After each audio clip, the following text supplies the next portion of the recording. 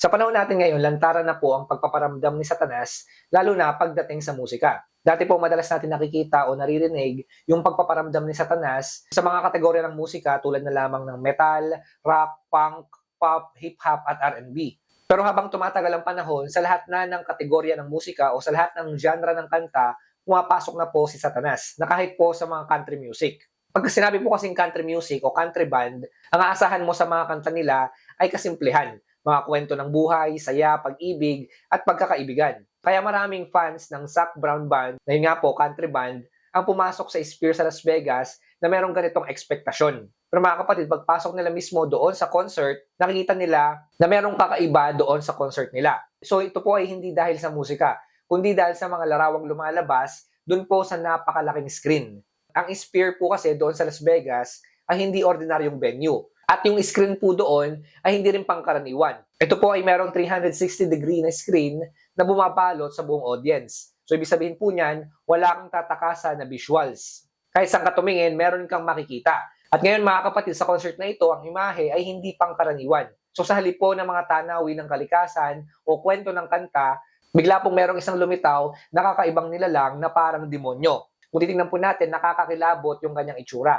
Maraming mga nanonood doon na nagsabi na para silang pinagmamasdan at hindi sila ang nanonood. Habang nagpapatuloy po ang concert, unti-unti lumalabas yung simbolo ng mata, mata sa itaas, mata sa paligid, mata na tila sumusunod sa galaw ng audience. Ngayon para po sa mga maraming nanonood doon, hindi po ito simpleng design. Para sa kanila, meron itong bigat, may kaba, may pakiramdam na hindi maipaliwanag. Ngayon, ang mas lalong nakabagabag ay ang hindi pagtugma ng musika at visual. Habang tumutugtog po ang country music na magaan at kwento ng buhay, ang nakapaligid na imahe ay madilim, nakakatakot, magulo, at tila galing sa ibang espiritu. Sinasabi nga ng ilan na yung nakita nila ay parang impyerno kasi may iba't ibang mga nilalang at kakaibang mga bagay na talagang nakakatakot. Kaya para sa kanila, habang pinapakinggan nila yung magandang musika, pero yung mga nakikita nila ay taliwas dito. Ito ay nakakatakot at ito ay mabigat sa pakiramdam. Kasi nga, sinasabi nila, nagpakita doon si Satanas at ang impyerno. So sa nangyari po na yan, dyan po natin makikita na talagang si Satanas ginagamit niya yung musika o yung concert para marami siyang mga tao na malinlang. Pag binasa po natin yung Biblia, malinaw na ipinapakita na itong si Satanas hindi po siya basta-basta kalaban. Siya po ay isang manlilinlang. At isa sa pinakamabisang paraan ng panlilinlang niya ay sa pamamagitan ng magandang tunog at emosyon. Para po sa kaalaman ng lahat, si Lucifer o si Satanas, dati po siyang nangunguna sa pagsamba. Siya po ay worship leader sa langit. Ibig sabihin, magaling po siya pagdating sa mga musika at instrumento. So makikita natin na noon ginagamit ni Lucifer yung musika para parangalan at papurihan ng ating Diyos. Ngayon, hindi po nawala yung talento ni Lucifer nung siya po ay binagsak ng Diyos dito sa lupa. Nandun pa rin po yung kahusayan at talento niya pagdating sa musika. Ngayon, kung dati ginagamit niya yon para sambahin ng Panginoon, ginagamit niya na po yung musika ngayon para ilayo yung mga tao sa ating Diyos. Para kutsain yung ating Diyos at para kalabanin yung ating Diyos. So dito po natin makikita na alam ni Satanas na makapangyarihan ng musika. At totoo naman po, may kapangyarihan po talaga ang musika. Alam ni Satanas na kung paano pumapasok ang musika sa damdamin ng tao na hindi po dumadaan sa kritikal na pag-iisip. Kaya hindi na po nakakapagtaka kung bakit ang musika ay madalas nagiging kasangkapan. Hindi lamang po pagsamba sa Diyos, kundi pati sa panlilinlang ni Satanas. Tandaan niyo po mga kapatid na hindi lahat ng musika ay masama. Pero hindi rin po lahat ng musika ay ligtas. So sa concert po na ito, maraming nanood na nagsasabing nakaramdam sila ng bigat, kaba, at hindi mapaliwanag na lungkot at takot. So hindi po ito normal na epekto ng isang masayang concert o magandang concert.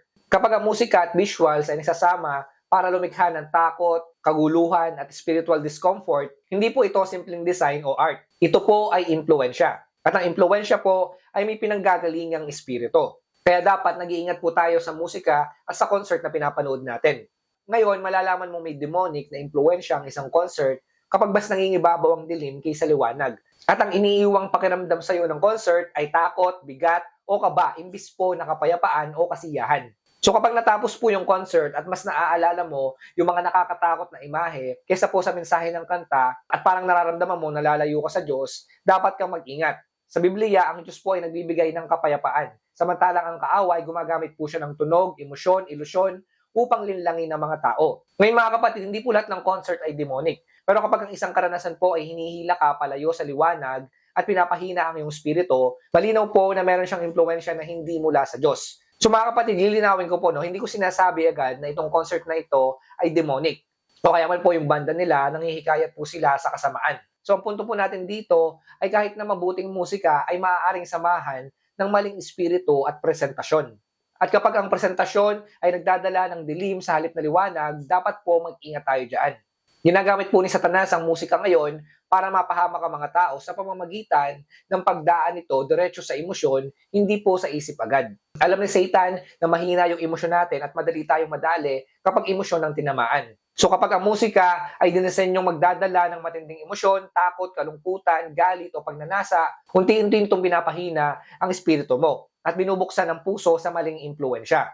So wala pong masama sa mga musika at sa mga tunog. Pero mga kapatid, lagi niyong tatandaan kapag kayo ay nakikinig ng musika o kaya man nanonood ng concert, tanongin niyo muna, nalulugod ba yung Diyos dun sa concert o sa musika na yon? Mahalaga mga kapatid na sa lahat ng ginagawa natin, kasama po yung pakikinig ng mga musika at panonood ng concert, lagi po natin tanongin ang sarili natin kung nalulugod ba yung Diyos sa mga bagay na yan. Kasi nga sabi nga sa Biblia, kahit sa pagkain o pag-inom natin, gawin po natin yon para maparangalan ang ating Panginoon. So kung nakikita na po natin o nadidiscern na natin na yung musika o yung concert, ito po ay layo sa kalooban ng Diyos at ito ay may sa demonyo, huwag na po natin pakinggan o kaya man tangkilikin kung sino man po yung artist o banda na yon. Hanggat maaari ang pinapakinggan po natin ay yung mga makalangit na kanta. Kasi mga kapatid, tayo po ay mga tagalangit. So hindi po tayo taga-sanlibutan. Marami po mga kanta ng mga makasanlibutan. At yun po ay kay Satanas. So bilang mga mananampalataya at bilang mga tagalangit, dapat ang palagi natin pinapakinggan ay yung mga makalangit na kanta. Kasi mga kapatid, pagdating sa langit, yan po yung ating kakantahin at gagamitin para sambahin at parangalan yung ating Diyos. Kaya dapat mga kapatid, habang nasa lupa pa lang tayo, ginagamit po natin yung ating mga tenga, bibig, sa pagsamba at pagpupuri sa ating Panginoon. So tandaan nyo po, ang labanan ay hindi sa tunog, kundi sa puso. Hindi po sa entablado, kundi sa isipan. Kaya bilang mga mananampalataya, tinawag po tayo ng ating Diyos para maging mapagmatsyag. Bantayan po natin ang ating mga mata, bantayan din po natin yung ating mga tenga. Dahil hindi po lahat ng magagandang tunog ay galing sa mabubuti o galing sa ating Diyos. Madalas ginagamit po ni Satan yan para tayo ay linlangin at para tayo po ay mapahamak. So sa panahon po natin ngayon, ang dilim ay ginagawang normal. Ang mga nakakatakot ay ginagawang art. At yung mga spiritual na panganib ay tinatawag na entertainment. Kaya mga kapatid, sa panahon natin ngayon, lalo't alam natin na sa mga huling araw na tayo at kumikilos na si Satanas, mag-iingat po tayo sa mga pinapakinggan po natin at mga tinatangkilik natin ng mga artist. So sa panahon po natin ngayon, umalis po tayo sa kadiliman. Piliin natin yung liwanag dahil yung liwanag, yan po yung ating Panginoong Hesukristo.